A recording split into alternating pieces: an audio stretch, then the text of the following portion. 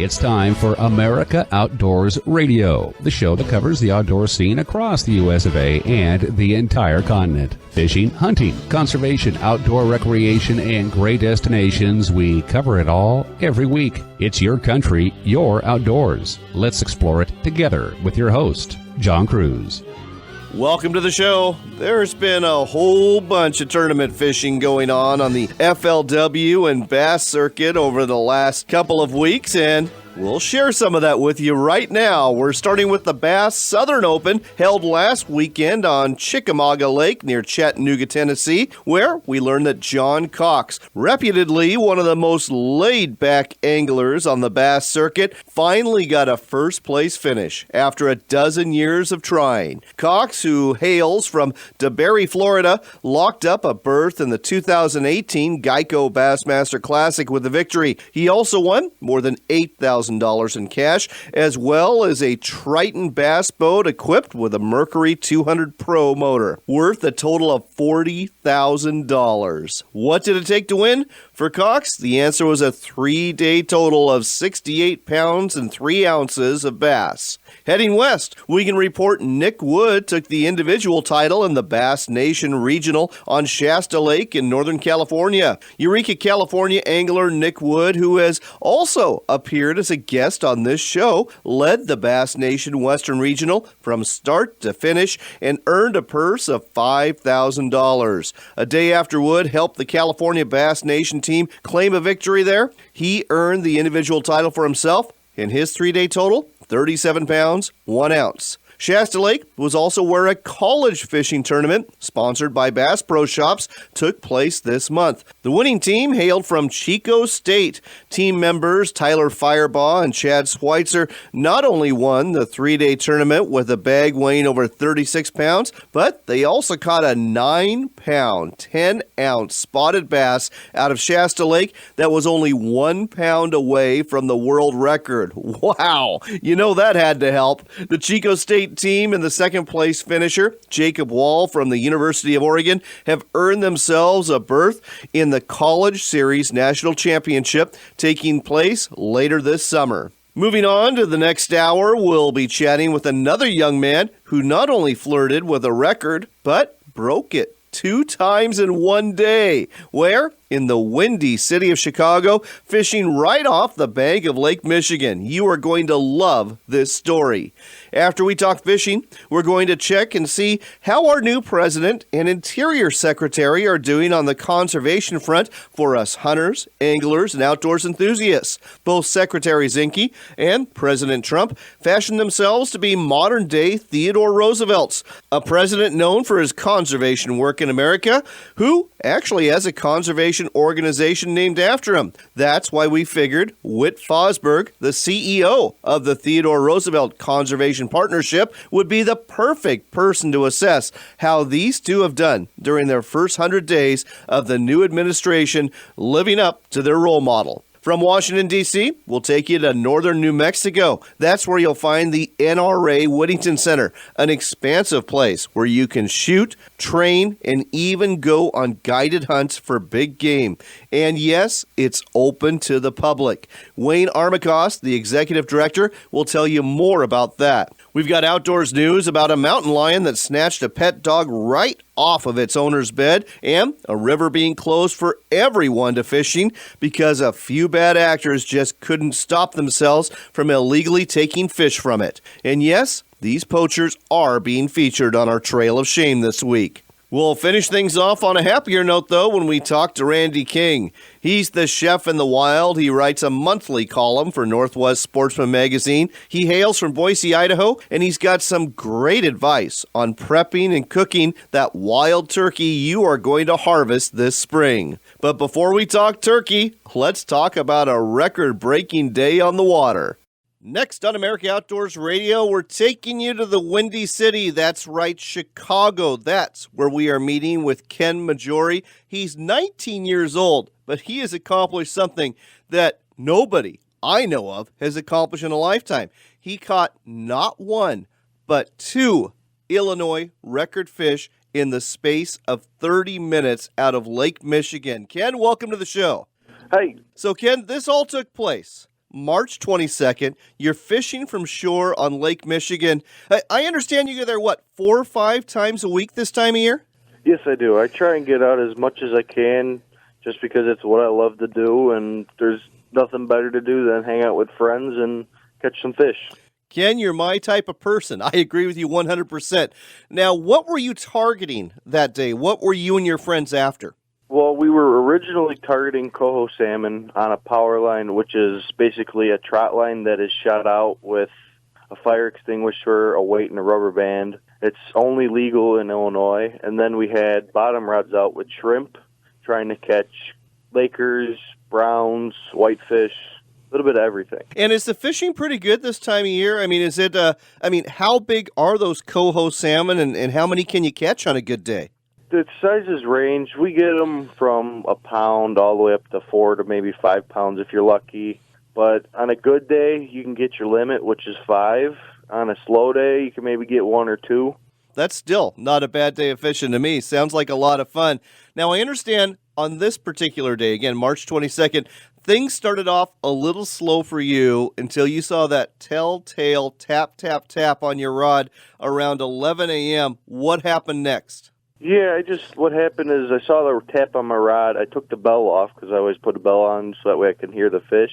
I pick it up and I just start reeling in the slack line after I fed them out some line. And then I just get this all of a sudden huge whack on it. So I set the hook. Next thing you know, I'm reeling it up and I see this brown flash. It looks like maybe a carp, something. Didn't know what it was. We get it up to the wall. My buddy Tommy, he got the net right there, and my buddy Nick holding him because it was super icy and stuff. Right. And he nets it, and we get it up in the thing, and we're all like freaking out because we all know what it was. It was an eel pout. It was huge, biggest one anybody's ever seen. As a matter of fact, it was a 9.3-pound eel pout, also known as burbot or freshwater ling in other parts of the country. So did you have any idea at the time that was a state record fish? No, we had no idea, but I called my boss who works at Fish Tech. It's where I work. I work at a fishing store. So I called him up and had him look up the record, and he told me it was like 8.13 pounds.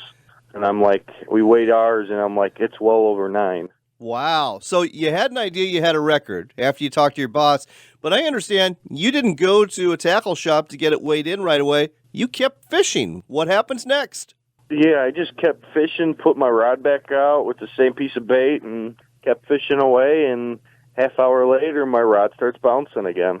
And this rod bounce was a whitefish rod bounce. It's the way we can tell is it's a soft bite. Sure. Because basically they got the same mouth of a carp, and then slowly feed them line, reel up and slack, and then just set the hook. And next thing you know, we're reeling up a monster whitefish, biggest one anybody's ever seen.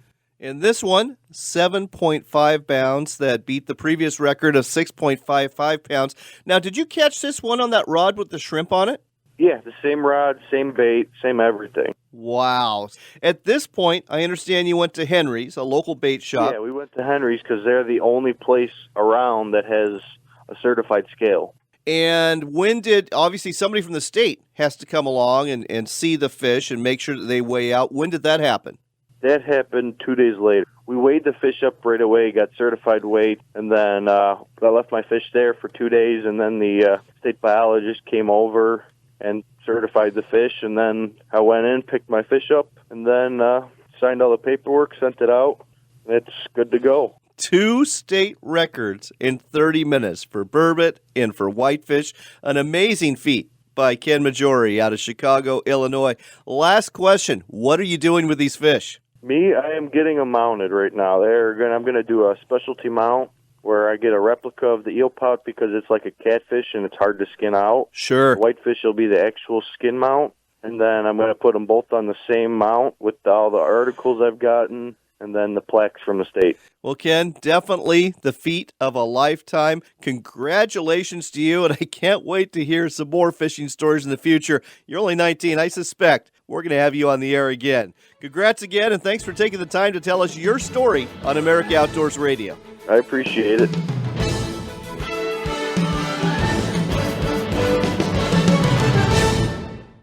Offshore Northwest is Washington's most exciting albacore tuna fishing charter, offering one-day run-and-gun live bait tuna fishing trips from Westport, Washington. You'll leave at first light, run an hour and a half out to the tuna grounds, and catch these fish till your arms fall off. They'll have you back to port by 5 p.m. on their 30-foot Parker boat. The tuna are coming, and this summer is looking strong, so book now by calling Captain Carey at 253-380-9973. That's 253-380-9973.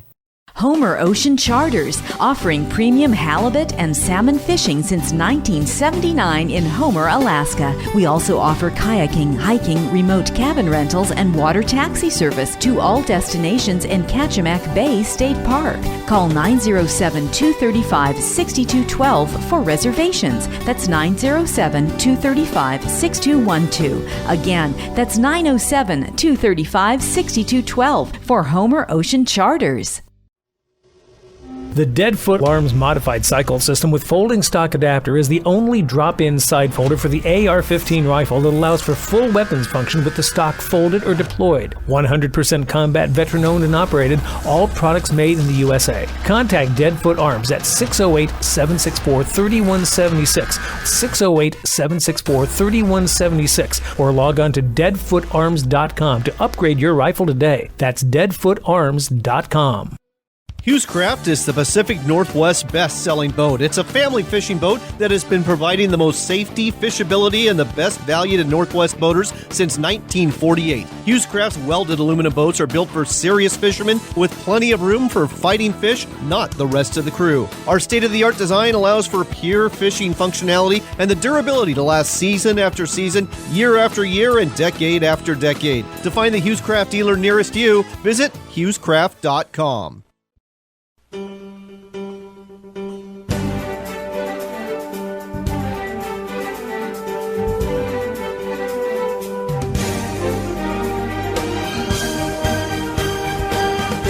You're back with America Outdoors Radio. I'm John Cruz. We've got a real special guest for you today. His name is Whit Fosberg. He is the CEO of the Theodore Roosevelt Conservation Partnership. He's based in Washington, D.C. This organization lobbies for you and me and sportsmen across America to maintain our public lands and our access to them. Whit, welcome to the show. John, it's great to be with you. So, Whit, I wanted to have you on the show today to talk about how a couple people in the new administration are doing. One of them is Secretary Zinke, who hails from Montana. The other one is President Donald Trump. Both of them, well, they idolize, for lack of a better word, Theodore Roosevelt and the conservation ethic that he promoted while he was president. So I thought we'd start off, since you are the CEO of the TRCP, by educating our listeners with a little history about exactly what Teddy Roosevelt did do for our country when it comes to conservation. Well, John, I think, as you well know, most people consider Roosevelt to be the father of conservation in America. And it didn't just start when he was president. When he was just growing up, he was a sickly kid living in Long Island, had to sort of, work his way into manhood, had a tragic, death of his wife. And all those times, he went into the wild of Maine, to the Adirondacks, eventually North Dakota after his wife died, and that's where he really found himself as a person. And he credited the ability to be in the outdoors and making him the vigorous, person he became. And he wanted to make sure that all Americans got that opportunity to get outside and to experience what he has experienced. He didn't want it to be just something for the elite, and he came from a wealthy family, so it could have been. But he wanted it to be something for every American, regardless of their class, wealth, business type, skin color, anything, could get outside and experience what he had experienced. So when he founded the Boone and Crockett Club back in the 1880s, and with some other buddies of his from that New York area. And really what that was an effort to the first real conservation group to mobilize and at that time to really stop the market hunting, which was decimating wildlife species around the country. I mean, think about the turn of the century back then, white-tailed deer were rare.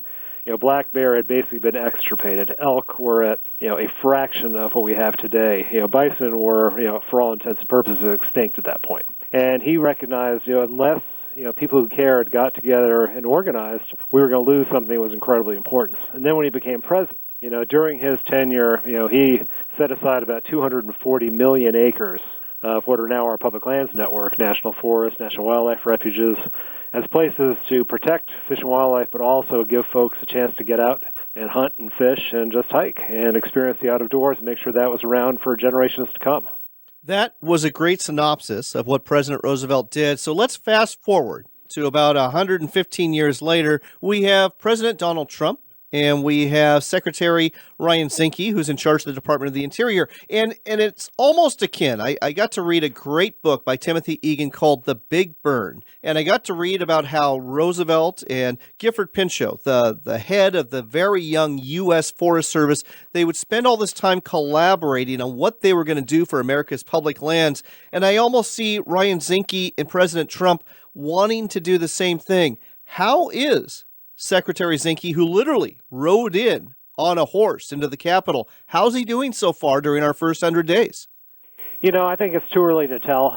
I think that, has not been a single other person appointed over the Department of the Interior. There are 19, I think, political appointments over there, including assistant secretaries, director of the Fish and Wildlife Service, director of Bureau of Land Management. Not a single one has not only been approved by the Senate, has not even been nominated yet. So he is over there with, for lack of a better term, a bunch of kids that ran in the Trump campaign who don't know really anything about conservation, and then a bunch of career bureaucrats who know a ton about conservation, but who he doesn't trust yet.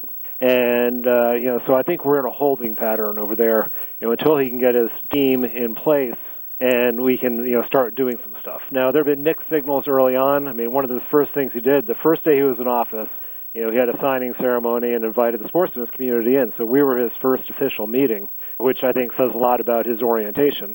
And at that time, one of the executive orders he signed was directing all of his departments to go out and look at access on public lands and how that could be improved. And as you know, that's a huge deal for sportsmen. It's tougher and tougher to get access even to our public lands. Think about the way the land patterns, especially in the West, are situated. We have private lands down the valleys, then up in the mountains you have national forests or BLM lands. In the old days, you could knock on anybody's door, cross those lands, get to the public lands. You can't do that anymore. So large tracts of public lands that belong to you and me are, for all intents and purposes, off limits now because ownership patterns have changed. And so I think there is a lot of things you can do if you go out and systematically look and try to find ways to improve access, and we're pleased he's doing that. At the same time, he's also directed the agencies to get rid of, quote, any impediment to oil and gas development on public lands. And we remember back in the early 2000s when basically fish and wildlife were considered impediments. And, so they put in, drilling pads and pipelines and roads everywhere, regardless of whether it was sensitive mule deer habitat or across a wetland or, whatever it might have been. And we don't want to go back to that same time. We think you can have it all. You can get oil and gas out. You can have solar arrays. You can have wind turbines. But where you put them is important. How you do it's important. And basically, you can't look at fish and wildlife as an impediment to that and hunting and fishing as an impediment to that.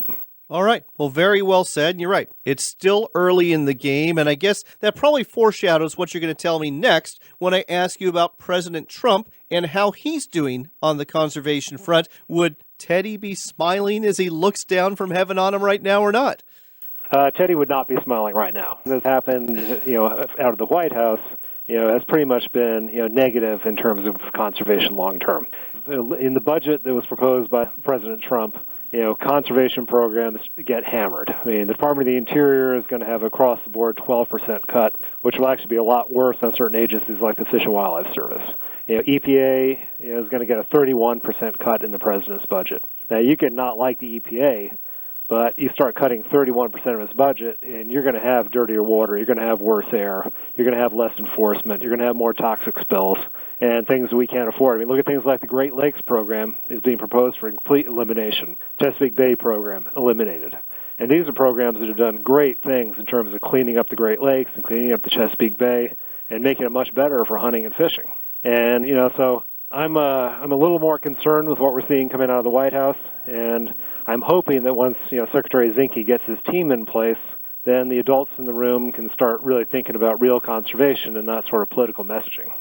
All right. Well, again, it's still early in the game, and if you don't mind, Whit, we're going to check back in with you in a few months to see how things are going with both of these men who, again, they claim that they idolize Teddy Roosevelt and all that he stood for in terms of conservation. We'll see how well they're living up to that role model. Before we go, let's give out a website for the Theodore Roosevelt Conservation Partnership so folks can find out more about what your organization is doing.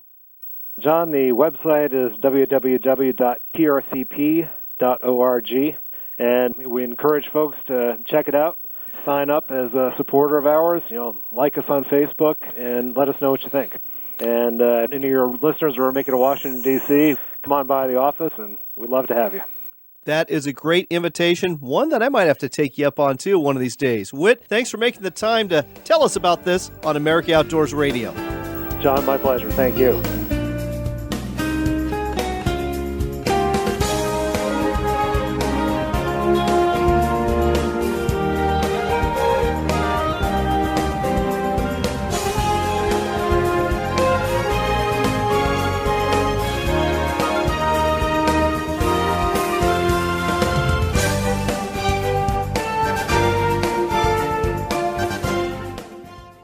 Skinner Sights is your source for accurate, durable, and beautiful peep sights for your rifles. These rugged sights have been developed during a lifetime of hunting and shooting in the outdoors. Our sights are handcrafted in Montana and sold for an affordable price. If you need a solid sighting system or innovative gun cases to carry your firearms, please visit us at skinnersights.com. That's skinnersights.com, from the company that aims to please.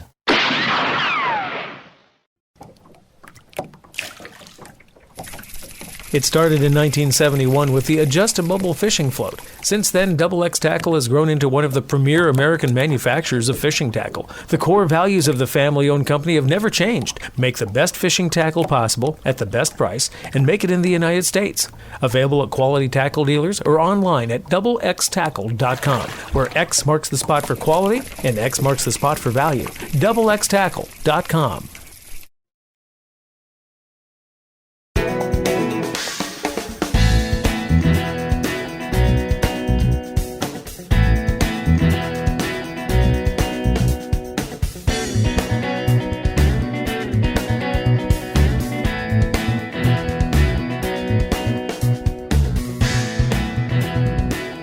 You're back with America Outdoors Radio. I'm John Cruz. This segment is sponsored by the American Shooting Journal. It is the monthly publication covering the firearm scene and the shooting sports throughout North America. Look for it on a newsstand near you. Next up, we are heading towards New Mexico, specifically north central New Mexico, just below the border of Colorado. If you go there, you might hear the sound of gunfire, and if you do, it's probably coming from the NRA Whittington Center. With us here to tell you more about what's being offered by the National Rifle Association there is Wayne Armacost, the Executive Director of the NRA Whittington Center. Wayne, welcome to the show. Good day, John. How are you? I am doing great. Why don't you give our listeners a brief overview of what's offered there?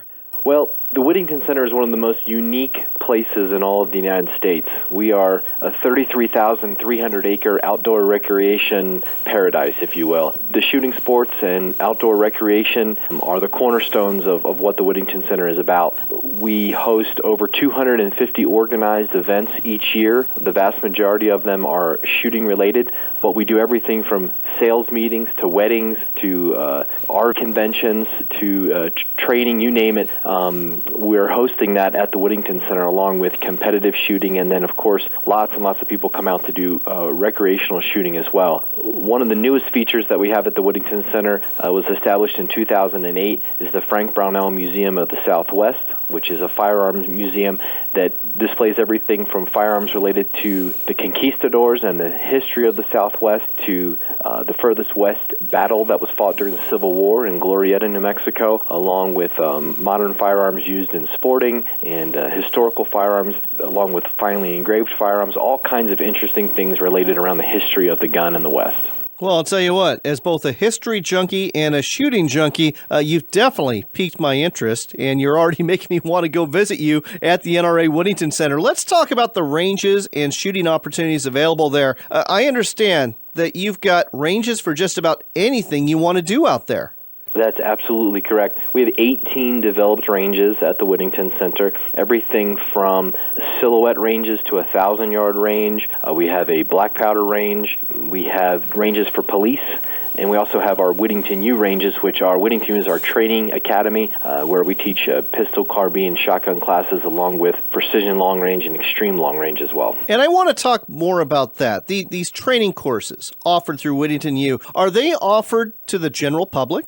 Absolutely. The Whittington Center is open to the general public. We are associated with the NRA, but we are not funded or managed by the NRA. So while their name is in front of ours, that does not make us a members-only exclusive facility. We are open to the public, whether you're an NRA member or Whittington Center member or not. And that is the same with our Whittington U training classes, open to the public. We encourage new shooters, seasoned shooters, whoever you might be, to look at the courses that we have available and to come enjoy some shooting in the Southwest Rockies.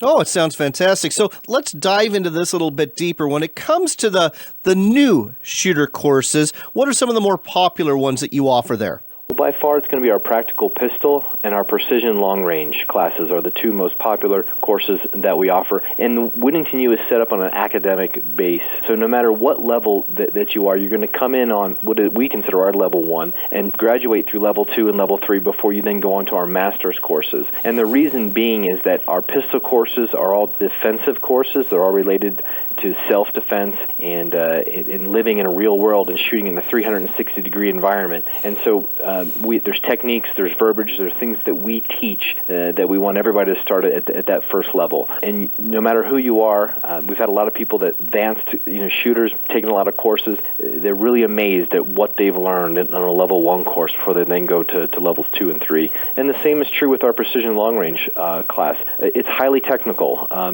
Precision long range shooting isn't just setting up a target at a far distance and laying down and plinking at it. It's highly scientific. There's a lot that goes into it. And so because of that, we start in the classroom. We get to really know our firearm, our ammunition, how we judge the wind, and then getting your dope, as you've heard it called, for your particular firearm. And then we go out to the range in a real-world environment, not a square range. It's up in our back country, and put yourself to the test.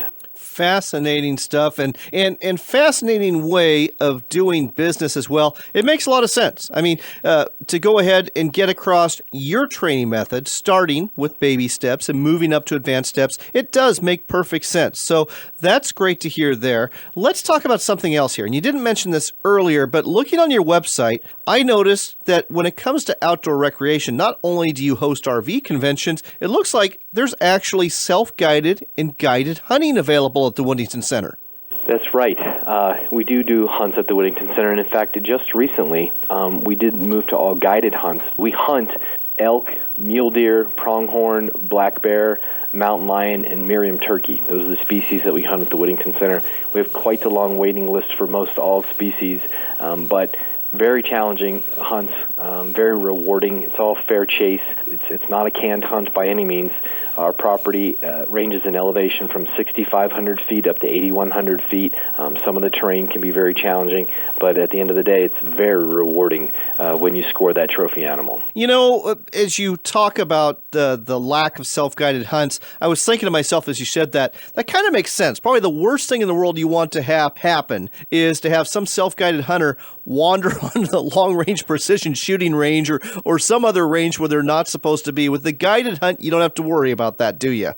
No, you certainly don't. And the other thing, too, is that we have minimums and standards that we want when it comes to harvesting mature animals. And there's a lot of people that have never hunted big game before, and so just to send them out on their own can be setting them up for failure, and that's not what we want when people are coming out making an effort to hunt the West. So here's another question for you. When it comes to these guided hunts, is the guide basically a concessionaire similar to what the National Park Service has, or is this tied in? Is it an integral part of the NRA Whittington Center, just part of the experience there?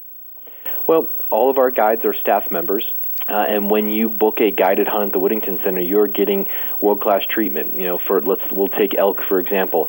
The state of New Mexico allows you 5 days to hunt a bull elk on private property. So for those 5 days, You've got lodging. Meals are cooked for you right there in your cabin.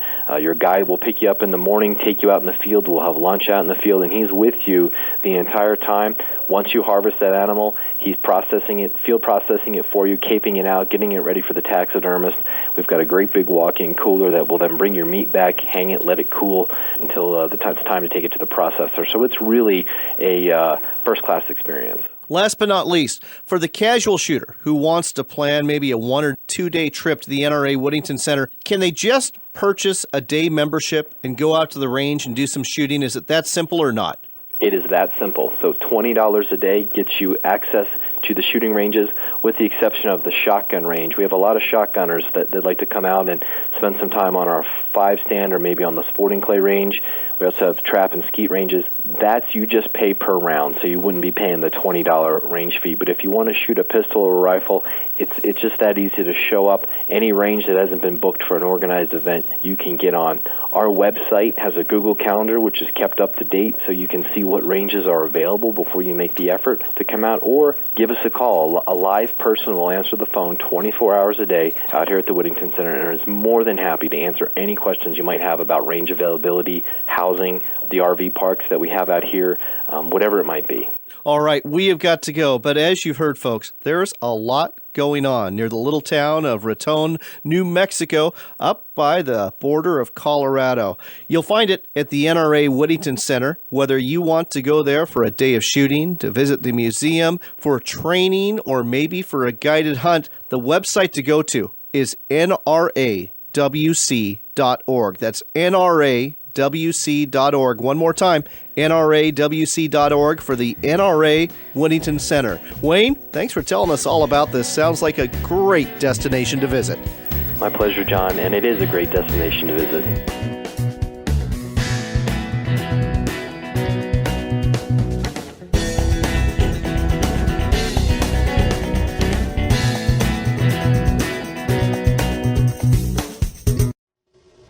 The Deadfoot Alarms Modified Cycle System with folding stock adapter is the only drop-in side folder for the AR-15 rifle that allows for full weapons function with the stock folded or deployed. 100% combat veteran-owned and operated, all products made in the USA. Contact Deadfoot Arms at 608-764-3176, 608-764-3176, or log on to deadfootarms.com to upgrade your rifle today. That's deadfootarms.com.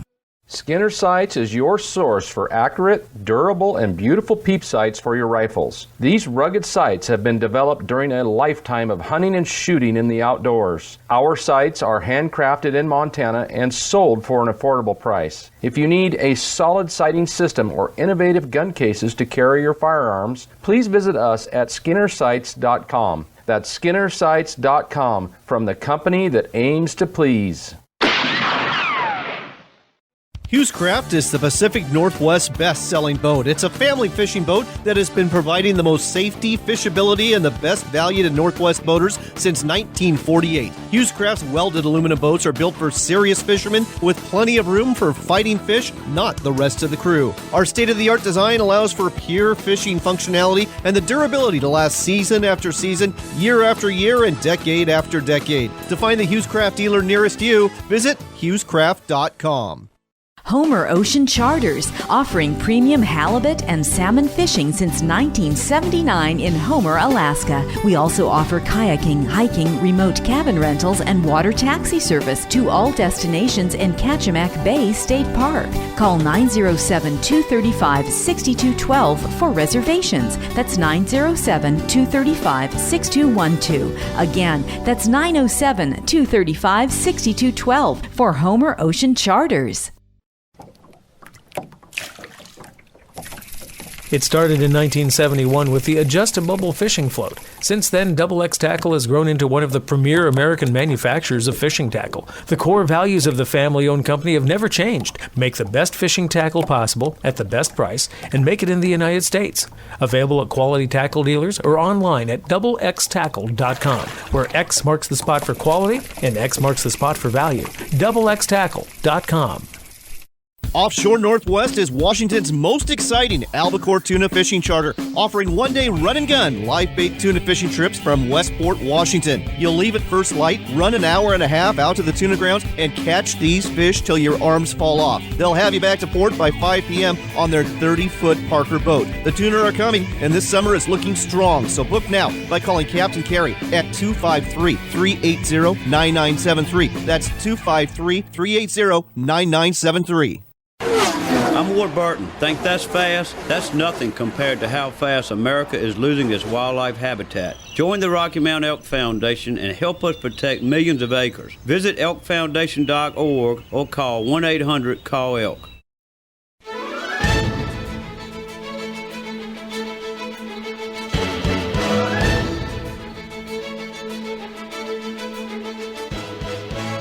You're back with America Outdoors Radio. I'm John Cruz, and we've got some outdoors news for you, sponsored by California Sportsman Magazine. It is the monthly magazine that covers fishing, hunting, and more throughout the great state of California. Look for it at a newsstand near you. Speaking of California, what happens when you ban the hunting of mountain lions like the state of California did in 1990? Well, I think it would be fair to say that over time, these top-tier predators start to lose their fear of humans, and this can lead to some serious problems. A case in point occurred on April 17th in Pescadero, California, where the State Fish and Wildlife Agency reports a homeowner called 911 at 3 a.m. to report an animal had entered her home through an open door and taken her 15-pound dog, which was sleeping on the end of her bed. Local deputies responded and saw wet paw prints at the entrance to the bedroom. Later that morning, a Fish and Wildlife officer took a sample of a small amount of blood he found on a door in the residence. The officer took the blood sample to the agency's forensics lab and discovered the blood belonged to the missing dog and that there were also trace amounts of mountain lion DNA mixed in, confirming that a cougar did indeed enter the home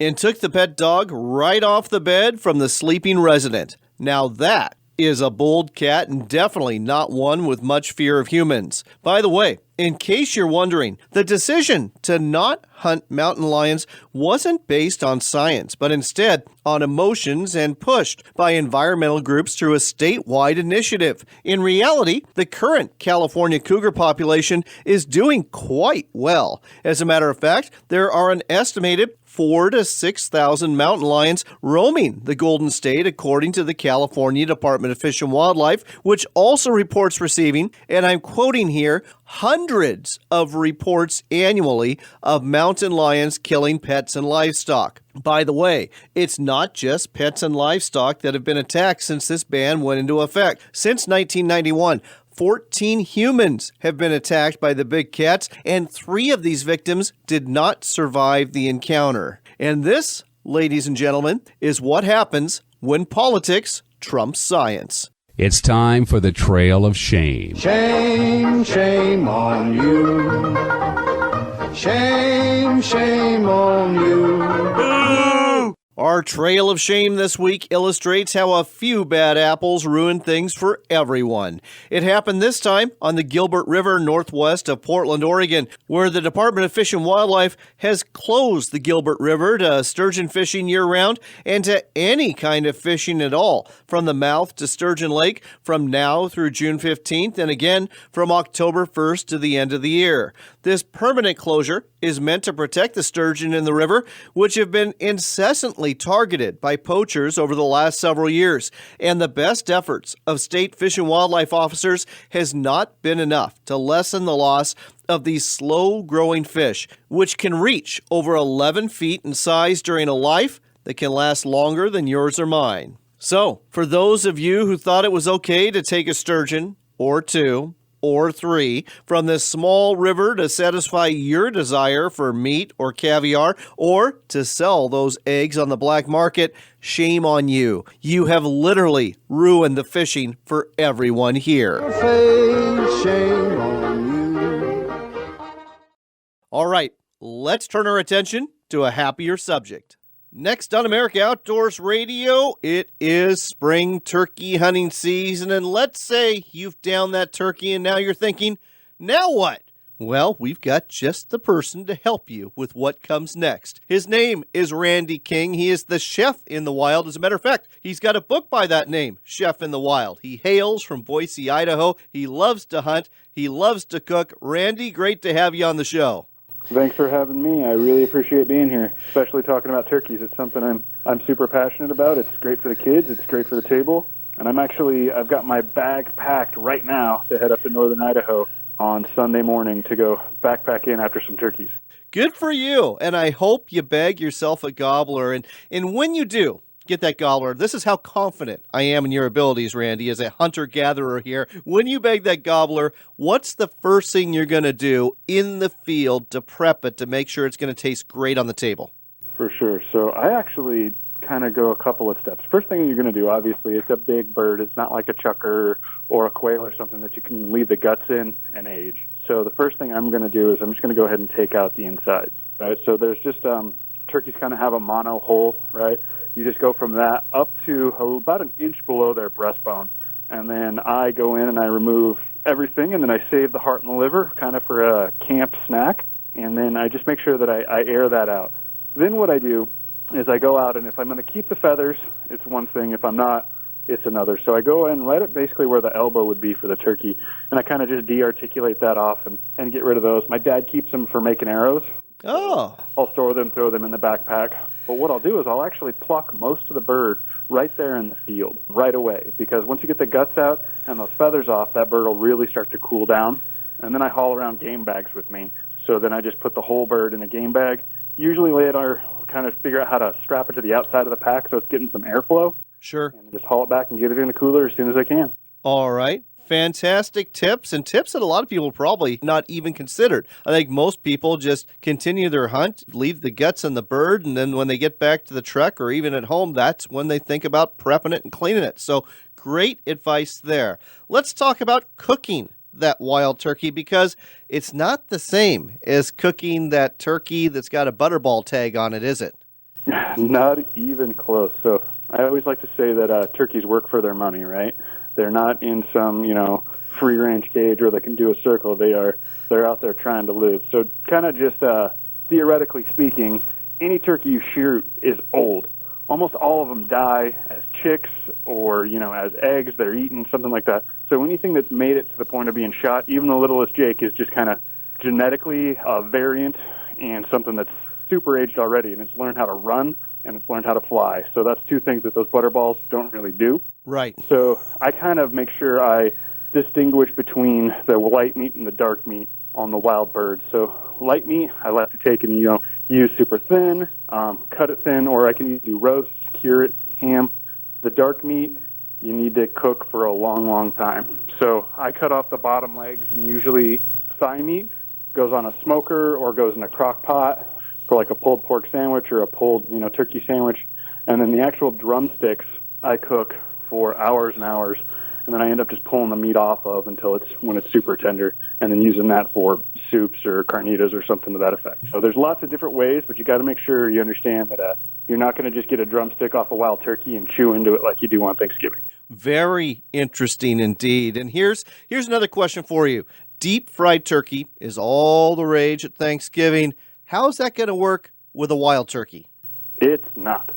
To be quite honest with you, the best way you're going to be able to pull that off is if you take off the back legs of a wild turkey. You might be able to fry the whole keel, which is basically going to be the two breasts in the back. You might be able to get away with frying that whole and having a decent bird, but you're definitely going to want to brine it before you do that. And just a quick brine of, some salt, some orange juice, and a little bit of sugar, maybe a day or two in there. Basically, you want to break down those connective tissues in the breast, and then you want to make sure you pump it with a little bit of extra water. But deep frying a whole wild turkey like you do at Thanksgiving and thinking you're going to get the nice crispy tender legs, that ain't going to happen. All right. We've got to go, but folks, there's some great advice from Randy King. He is the chef in the wild. He has a monthly column in our sponsors magazine, Northwest Sportsman Magazine, and you've got a book out too, Chef in the Wild. Where can folks get this book? Do we direct them to Amazon.com? Amazon.com is going to be your best bet. If you're in the Boise area, Rediscovered Bookshop has it. some local bookshops around the Northwest will still be carrying it too. It's Chef in the Wild. It's a great book. I've got a copy myself. It's full of not just how to cook, but it's full of some great hunting stories too. Chef in the Wild, check it out, and be sure to check out Randy's monthly column in Northwest Sportsman Magazine. Randy, thanks for the great advice on America Outdoors Radio. Always a pleasure to chat with you. We've got to go, but if you get a chance, go to our Facebook page. You'll find it at America Outdoors Radio. Like our page, look for the post where we've got the Leupold binoculars. We're giving that set of Rogue binoculars away as soon as we get 1,000 likes. Simply like our Facebook page, go to that post, and tell us what state you're living